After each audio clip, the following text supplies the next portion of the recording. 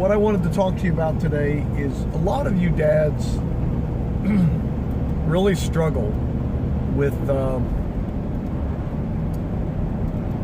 relating to daughters that are in their, between, some of them hit this phase when they're about 11, 12. Usually they're into it by the time they're 12, at least 13.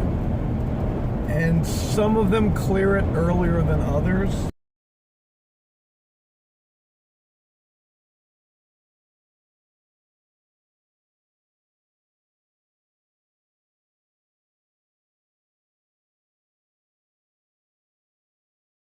Others are into their 20s.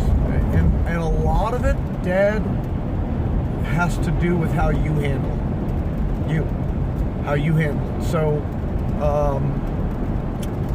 here's some couple quick tips, right? Oftentimes, fathers can feel rejected by their daughters. And if you're going through this, let me say quickly, interject this little tidbit. If you're going through this and you're going through it for the first time, my gosh, you can feel like a bomb is going off in your life. Because for a lot of you, that little girl thought the world of you up until it feels like yesterday, right? And all of a sudden, you know what I'm saying? It's like all of a sudden you feel like, wow, what happened? What did I do? I mean,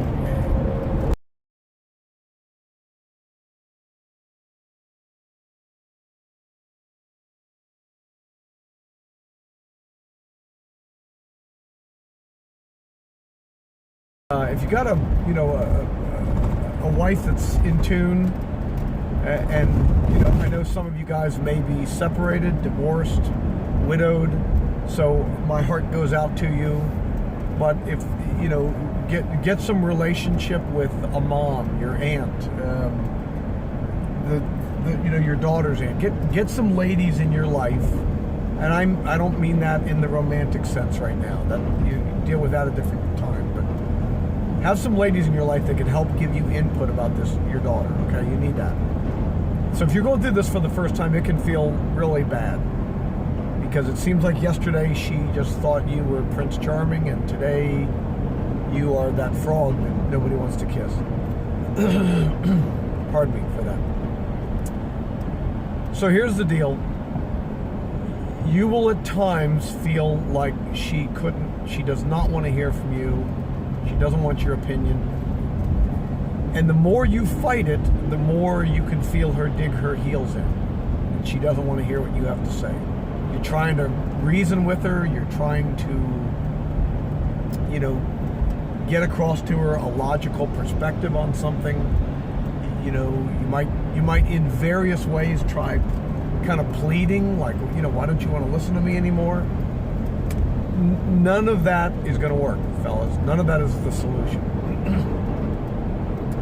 But the other solution, listen to me carefully now, okay? Listen to me carefully.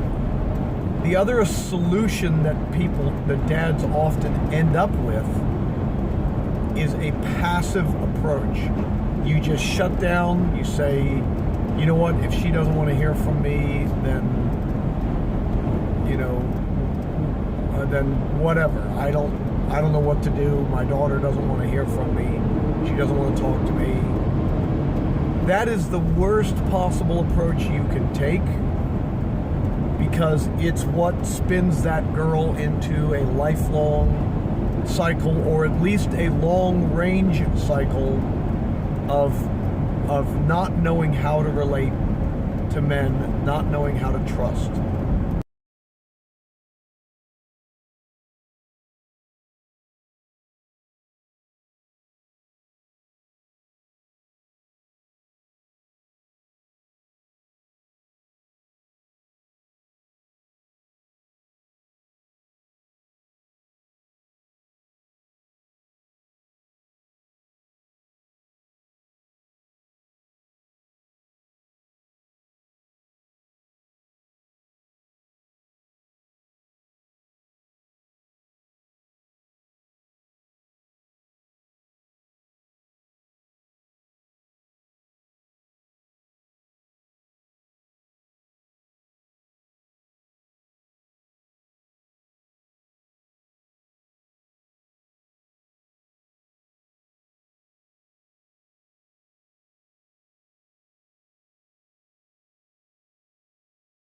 point is, when your daughter gets to this phase, she is in kind of the final progression before you let go of her and let her live her adult life. So, the deal is this. Every key to being a successful father revolves around being a successful man. Okay? You need to be a successful man. I'm not talking about money. That's fine. If you're making good money, that's fine. What I'm referring to is you succeeding at being a man.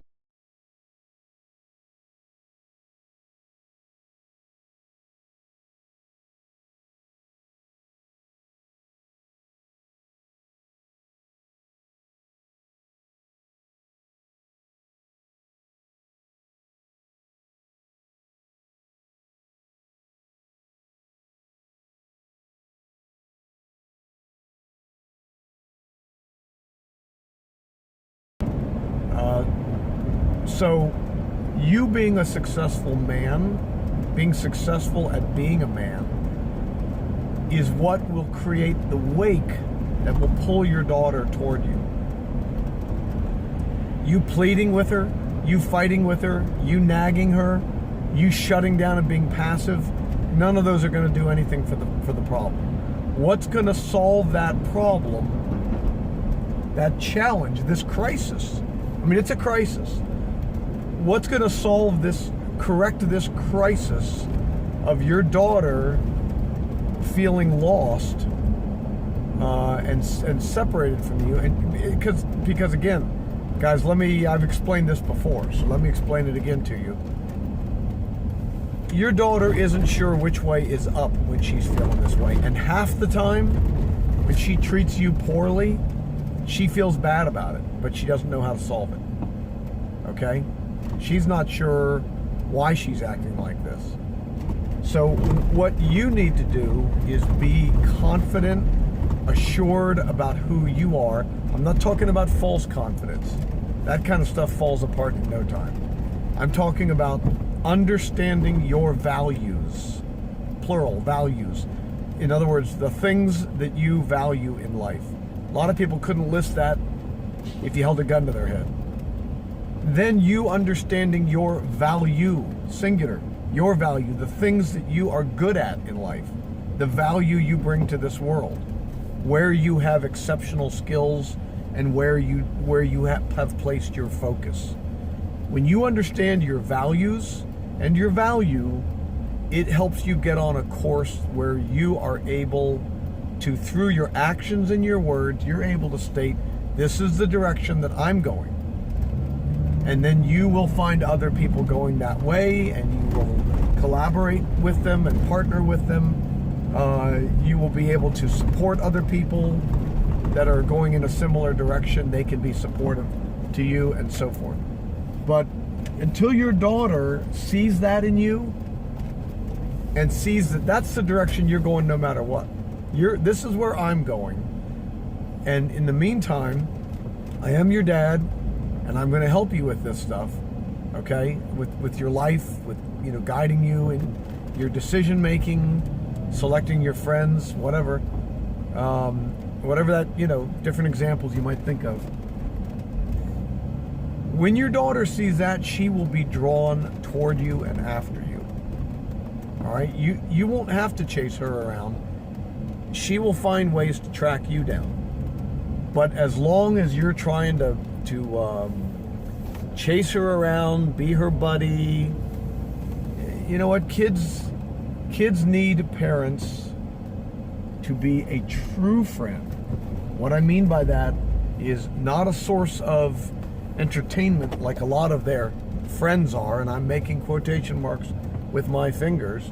I'm not talking about those kinds of friends. I'm talking about a true friend. So a friend that helps them find truth, a friend that helps them get corrected when they need it. That's what a real friend does. That's the kind of friend parents need to be. If you're trying to be,